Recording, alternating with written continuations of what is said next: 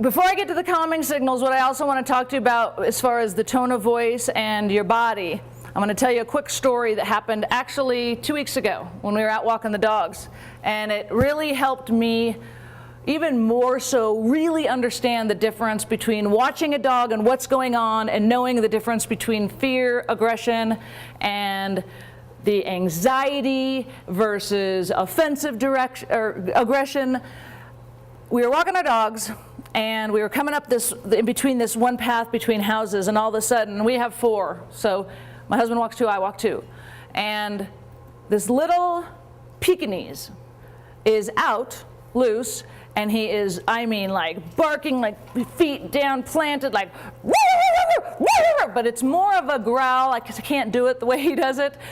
So every time we see a dog, as you guys say, at large, I go ahead and hand the leashes to my husband so I can go and deal with the dog. And so he went off and walked away, and as I got closer, you know, he did that typical, you know, but all the while, all that same behavior is going on. The aggressive, what people would call barking and snarling and growling and whatnot. Well, I immediately knew, because he was backing up, that he was simply afraid. So as I kept coming, the house that he was near, he ended up going and standing right in front of the fence, which I could see a nice little handy hole that he had dug, which is how he got out. On the other side of the fence is a boxer. So I had to assume, since that's where he chose to go, that he probably lived there. And the boxer, I'm sure, was wondering, like, hey man, could you have dug a hole big enough for me? So he's now got himself into the corner, and that's when I started to realize, to someone who didn't have a lot of experience in dealing with this, the first thing I would have assumed 20 years ago was that this was an aggressive dog and I wouldn't have felt comfortable approaching. Or the mistake I would have made, probably, is doing this. It's okay, come here, come here. Well, first of all, this, and I'm staring at the dog. Right, you know that when most people want to give the dog eye contact, but what they don't realize is it's also a very challenging thing that we're doing. And this creepy, like, forward hunching thing to a dog is like, whoa, get away from me, what are you doing?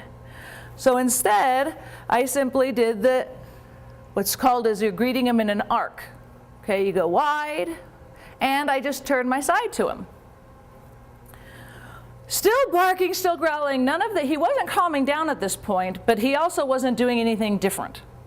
So I finally was able to get to the point to where I was simply sitting about 2 feet from him with my back turned and doing something which I'm going to explain in a little bit that I started to do, which very much helped him calm down. By that time, I was able to take my hand, not over his head, but underneath his chest. First, I simply touched his foot like I could. And then nothing, my hand didn't get bit at this point, so I know I'm pretty much doing a good job. But at this point, he had stopped barking, he had stopped growling, and now he's just like, so. Which at this point now the parents drive up in the driveway and I'm sure are looking at, why is this lady sitting by our fence and what is she doing? And so it was her dog, and evidently they keep them in the backyard, which is another thing that I'll get to in a little bit about backyard dogs. But thankfully that was the pet parent. So